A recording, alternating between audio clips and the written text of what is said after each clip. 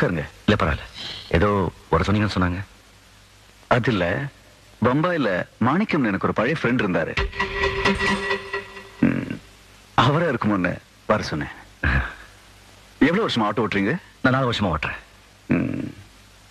எப்படி இருக்கு இந்த தொழில்? ஏதோ ஆணவ புண்ணியத்தில் நல்லா இருக்கு. பொண்டாட்டி குழந்தைகள்லாம் சௌக்கியமா? எனக்கு ஏதோ கல்யாணம் ஆகல.